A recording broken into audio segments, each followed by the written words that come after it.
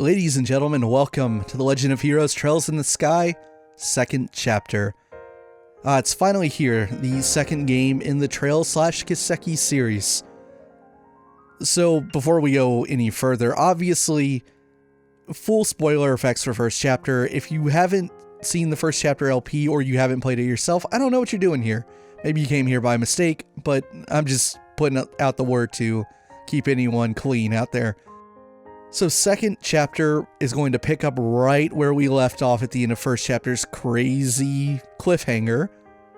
And we will be getting to that gameplay at the start of part 1. So part 0, we're going to chill out. I got some things I want to talk about. We won't see any gameplay, I'll let you know that. So I just want to get some cool things on the record before starting this thing off properly. But if you want to skip to part 1, feel free. And if you're watching this like live, the second goes up, no problem there. Both videos are going up at the exact same time, so feel free to move on to part 1. So second chapter, it took a little while to get on the channel, but not nearly as long as it took to come out in reality. So first chapter released in 2011 on PSP here in the West, and it took 4 years for second chapter to come out at all, which must have been excruciating for fans that actually played first chapter when it first came out. And the reason why is obviously the localization process was a mess. This game is huge. It's much bigger even compared to first chapter. First chapter, fairly short compared to second chapter. I would say almost twice the size here. If not a complete double, then maybe, like 1.75 times as big. And this game was so big that its process of being localized was notorious enough to get a lot of media attention. In fact, there is one fantastic article that I will link in the description below from Kotaku's Jason Schreier. Usually I'm not a big Kotaku fan, but this piece is excellent, and it's one that's kind of gained fame among Trails fans here in the West. And it's titled The Curse of Kiseki: How One of Japan's Biggest RPGs Barely Made It to America, published in November of 2015, just after the game came out. Now, I'm not going to steal Jason's work too much here, but I would really encourage you to read this and entice you to do so. I'm actually going to read like the first passage or two from it. And it reads, "One day in March of last year, video game writer Andrew Dice wrote out a check for all of his company's money. He stuck it in the door frame at his business partner's apartment in Portland, Oregon, then went back to his own place. They lived in the same complex. He closed all the windows. Then, as he tells it, he laid down on his bed and picked up a knife, preparing to plunge it into his chest. He was interrupted by pounding on the door, he says. It was Robin Light Williams, his partner. Dice thought for a few seconds, then put the knife down and let his friend in. They talked for a while, and Dice decided not to kill himself. I'm doing fairly better now, Dice told me last month, recounting one of the darkest memories of his life. I still have some rough periods, because I've had rough periods since I was like 14 years old. But in March of 2014, I was feeling like I'd fucked up. I led us onto a bad project. I hadn't formatted things correctly. I was kind of a wreck. Up to that point, Dice and Light Williams had spent nearly 3 years working on the English localization for said bad project, a role-playing game called The Legend of Heroes Trails in the Sky, second chapter. So I'll let you read the rest from there. It's a fantastic piece that goes into the role that Dice and his partner had. They were a second/third-party company that Xseed had contracted to help in the translation, the raw translation of the game before it went into editing. So you can hear their story, and then Jason goes into detail about Xseed's story and the editing process and just the crazy amount of time and work that went up to this game's release late in 2015. Now, moving on, I have to say that I actually remember this article when it came out, and at that point, I had not played a Trails game yet, and what made it stick out to me when I saw it late 2015 was that, like, the headline was that Xseed was releasing a JRPG on the PSP in 2015. Now granted, yes, this is the PC version, obviously, but it did receive dual release on both platforms, PC and PSP, at the same time. In 2015, this is 3 years after the Vita had released. The Vita had already come and essentially gone at that point. It was already pretty much dead. And yet digitally, on the PlayStation Store, here comes this massive JRPG on the PSP.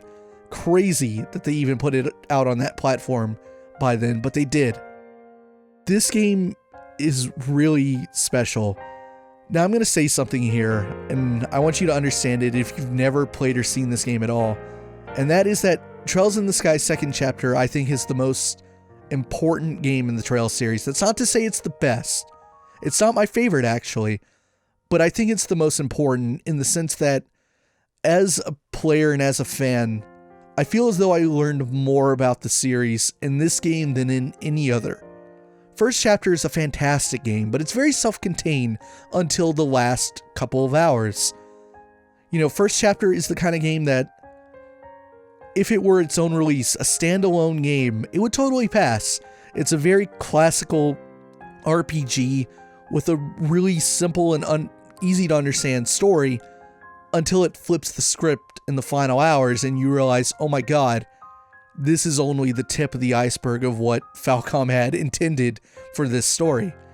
And now second chapter begins to open it up, and second chapter teaches you a lot about the series and about Zemuria and about kind of the formula that future games are going to follow and the kind of story that they want to tell. And a lot of that has to do with what we learned at the end of first chapter, the identity of this series' main antagonist, the Society of Ouroboros, from where Joshua came from before he lived with the Bright family. So Ouroboros is they're the straw that stirs the drink in the Trails series, for lack of a better term. At least one that I could think of at this moment. They are the driving force behind the entire plot.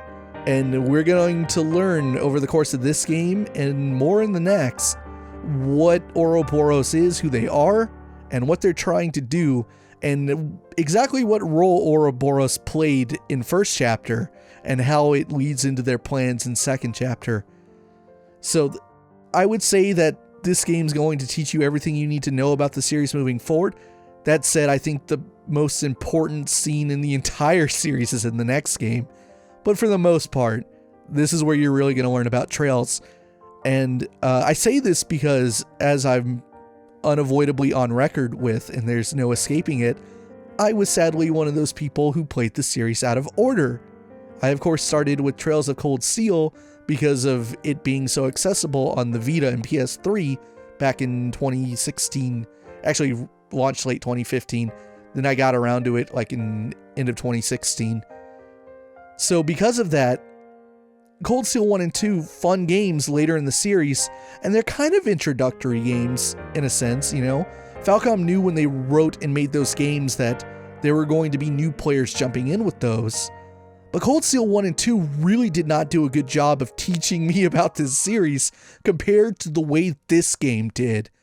Clearly, Falcom knew that at some point, people in my demographic who didn't start out with Trails in the Sky would come back and hopefully play them, because this game, mind-blowingly educational compared to the ones later in the series. I can't imagine how anyone could pretend to know anything about the series without having played this game. So that ending that I talked about, that I spoke of, oh boy, we're going to pick up right where we left off, obviously. In the final moments of first chapter, you have Estelle and Joshua's big scene at the terrace at Grancel Castle. Joshua tells Estelle finally about his past in Ouroboros as an assassin, confesses his love, kisses her, but does it under the guise of knocking her out, poisoning her. And he leaves her with his harmonica, obviously, the last symbol of his humanity, sort of, and takes off. So we're going to pick up right after that, the morning after, in fact, the very morning after Joshua's left, and we're going to begin this journey through second chapter. It's quite a crazy one. It's a fantastic masterpiece of a game. I don't throw that term around lightly. I mean it. Masterpiece. And I would say the fan favorite, actually. Not my favorite personally, but the fan favorite. And I guess one more thing to throw in there, since I'm talking about how it's not my favorite. I won't quite say what my favorite game is just yet. But I will say, for my personal status of where I am in the Trail series, when we started first chapter, I was in the process of actually finishing this game. I was very close to the end. And by the time we finished first chapter, I was already playing the third and getting close to that game's end as well. Well, here we are about 6 months later, and I have completely caught up with the series, with the exception of no Kiseki 3, aka Trails of Cold Steel 3, which is only out in Japan at the moment, and still doesn't have a localization announcement as of right now. Wouldn't shock me to see it happen in the course of playing this game, perhaps, or maybe not till later. But every game up until that point, the first 7 games in the series, I've seen them all. So first chapter, second chapter, the third, yes, the Crossbell arc, albeit under less than ideal means. I have been through the Crossbell arc. And of course, Cold Steel 1 and 2, which were my introductions. So all of this is to say that I'm not the expert on the Trail series, not definitively. There are people that, in the West even, that seem to know more about this series than, or have forgotten more about this series than most people will ever know. There are some people that are quite literally Kiseki Bibles. That said, I might not be at that level, but I know a whole damn lot. I can, at this point, really go on about this series, and I know the characters of the story, and I know the lore pretty well, because that's my favorite part. So I think I'm going to be able to do a bit of a better job guiding through second chapter than I did the first. And that's also including the fact that first chapter is a really hard game to like host an LP. Not only because it's, you know, all the regular challenges of tackling a JRPG in this format because they're so long, and then there's a lot of downtime and battles, and sometimes there's grinding, etc., and all that other stuff. But because first chapter is hard to do when you know it's going to end on a big cliffhanger and you can't talk about all the cool stuff in the series because it doesn't happen until this game. Not until this game do you begin to realize, like, oh my god, this series is just nuts. It's so big and it goes so much deeper than you could ever imagine in the course of playing first chapter. So it's kind of like first chapter, I had to play it really by the numbers and close to the vest and, you know, not pop the cork at all. But now in this game, I get to talk about some cool, crazy stuff a bit more often. And that's going to be a lot of fun. Alright, so starting the game up, we are going to play on normal yet again. I'm not here to impress. I know there are a lot of amazing Trails players out there that love the what's referred to as the N3 run, which is no new game plus on nightmare difficulty. Hey, I'm not here to impress you. We're trying to get through the game quickly but concisely.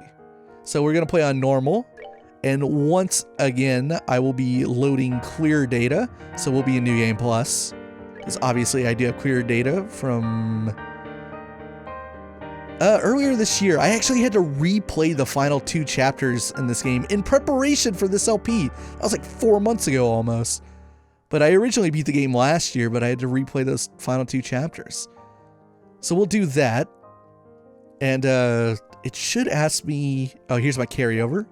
Oh no, carry everything over. Yes, please. There it is. Trails in the Sky save data found. Load that data. Data must be saved after the last boss. So it'll go into my, like, I think it's going into my Steam cloud right now. And there's the clear data from the actual LP. That was November 5th of last year. Now granted that like LP didn't end in like upload dates until like the beginning of January. I think on New Year's Day actually. Load that up.